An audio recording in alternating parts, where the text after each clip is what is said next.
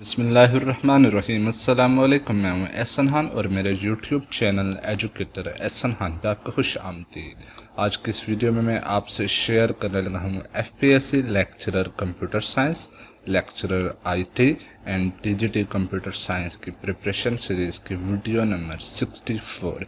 इससे सबका वीडियोस अगर आपने इस सीरीज़ की नहीं देखी हुई तो मैंने मौजूदा वीडियो के डिस्क्रिप्शन में प्लेलिस्ट का लिंक प्रोवाइड किया है जिस पर क्लिक करके आप बाकी सारे वीडियोस देख सकते हैं।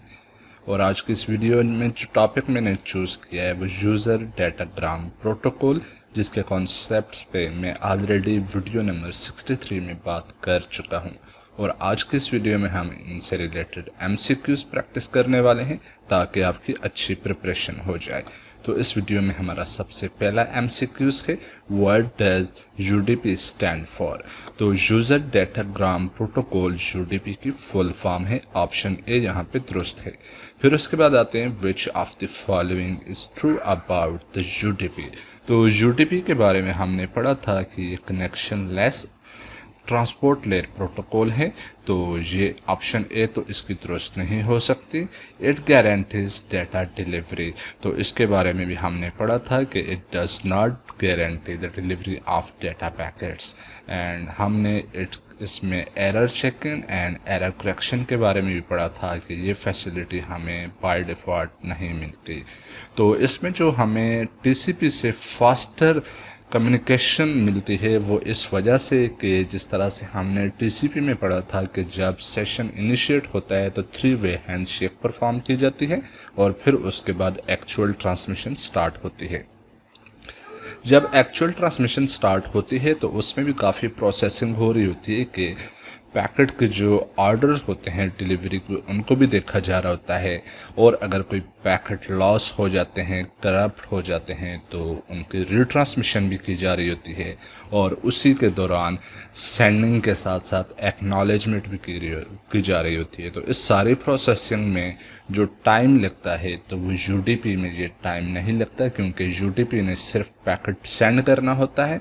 उसके बाद यूडीपी उसके हवाले से बॉदर नहीं करता कि उस रिसीवर को वो पैकेट तमाम के तमाम रिसीव हुए या नहीं, और ना ही इस चीज़ को बॉदर करता है कि पैकेट ऑर्डरली डिलीवर हो रहे हैं या नहीं। तो इस वजह से ये टीसीपी की निस्बतन हमें फास्टर कम्युनिकेशन प्रोवाइड करता है। तो ऑप्शन सी यहाँ पे दुरुस्त है। फिर उसके बाद आते हैं what is the key characteristic of UDP that differentiate it from the TCP. तो टीसीपी और यूडीपी का डिफरेंस ये है कि टीसीपी कनेक्शन ओरिएंटेड प्रोटोकॉल है जो कि 3 वे हैंडशेक के ज़रिए कनेक्शन इस्टेब्लिश करता है, लेकिन यूडीपी में ये फीचर नहीं होता। और टीसीपी में ये चीज़ है कि अगर कोई पैकेट लॉस्ट होता है तो उसको रिट्रांसमिट भी किया जाता है। और उसकी रिट्रांसमिशन का पता कैसे चलता है कि अगर स्पेसिफाइड टाइम ड्यूरेशन के दौरान एक्नॉलेजमेंट रिसीव नहीं होती तो उसको रिट्रांसमिट किया जाता है।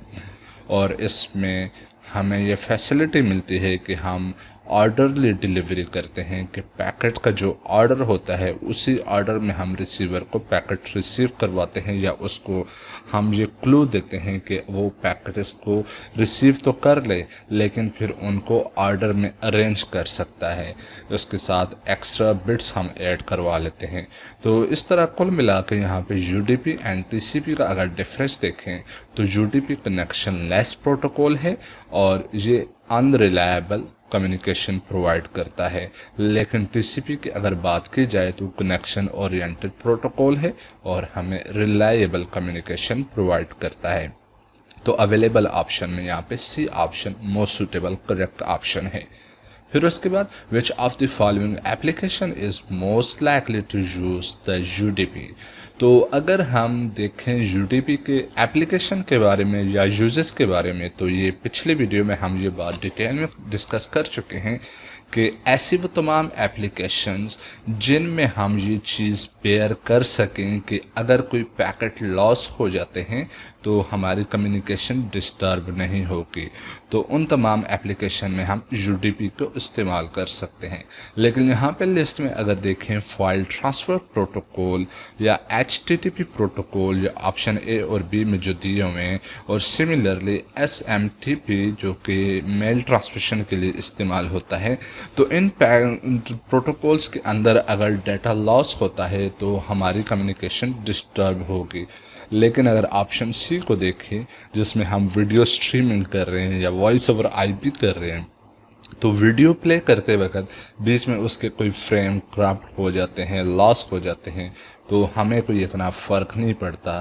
तो इस तरह के जो स्ट्रीमिंग और voice over IP related applications हैं, तो उनमें हम यूडीपी इस्तेमाल करते हैं।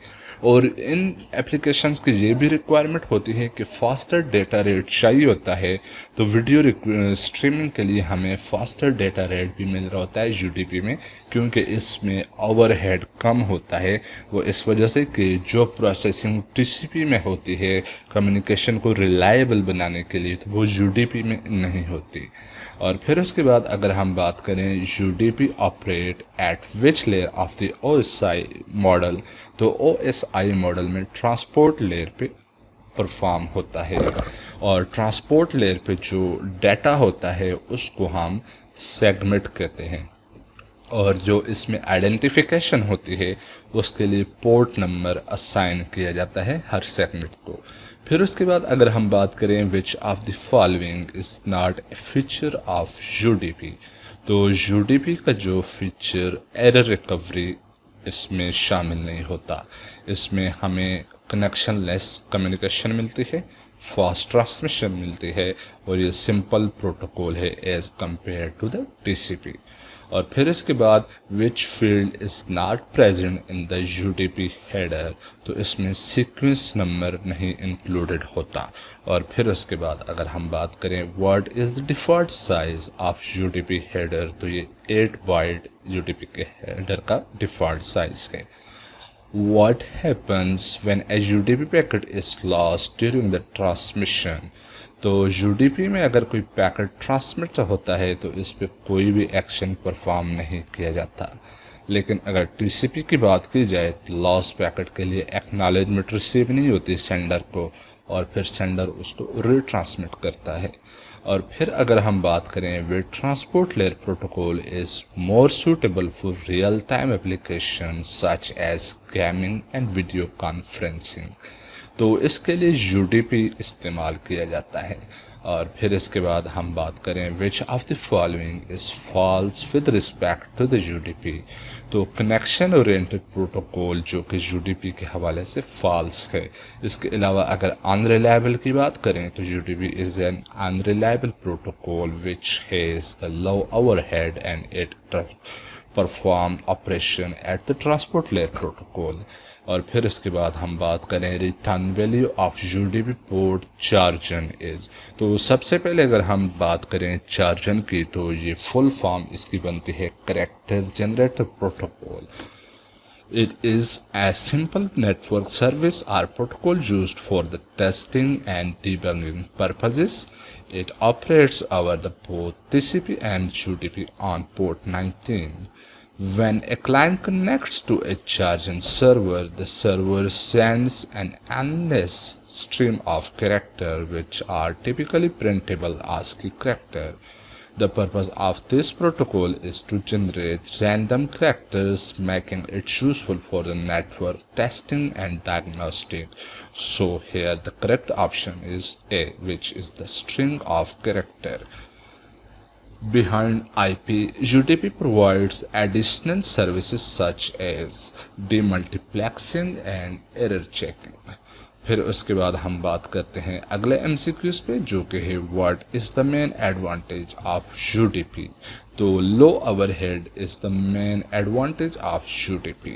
और फिर उसके बाद हम बात करें अगर अगले MCQs पे, तो वो है port number used by the network time protocol with UDP is, तो इसके लिए अगर हम बात करें तो 123 पोर्ट नंबर इस्तेमाल करते हैं। NTP is a clock synchronization network protocol implemented by the using UDP port number 123 to send and receive the timestamps. What is the header size of a UDP packet? तो इसके लिए हम by default header size जो इस्तेमाल करते हैं तो वो 8 बाइट होता है, और ये एक fix size of UDP packet header है, और it contains the 4 byte 2 byte, it contains 4 2 byte fields जिसमें source port address, destination port address, length of packet and checksum include होता है। The port number is ephemeral port number if the source host is client. तो इसके लिए हम इस्तेमाल करते हैं port number 1025 to 5000 which are used as ephemeral port number in Windows operating system। और फिर इसके बाद अगले MCQs पे अगर हम बात करें तो total length field in the UDP packet header is the length of UDP header plus data. और इसके बाद अगले MCQs पे अगर हम बात करें तो which is the correct expression for the length of UDP datagram. तो इसके लिए हम ऑप्शन ए को दुरुस्त कंसिडर करते हैं जो कि IP लेंथ, और ये सब्ट्रैक्ट होती है IP हेडर लेंथ से। और फिर इसके बाद हम बात करते हैं इस वीडियो का लास्ट MCQs जो कि है The dash field is used to detect error over the entire user datagram। तो इसके लिए checksum इस्तेमाल किया जाता है। आज की इस वीडियो के सवाल यहाँ पे कंप्लीट हो चुके हैं। उम्मीद करता हूँ ये वीडियो आपको पसंद आई होगी। मिलते हैं नेक्स्ट वीडियो में, तब तक के लिए अल्लाह हाफिज़।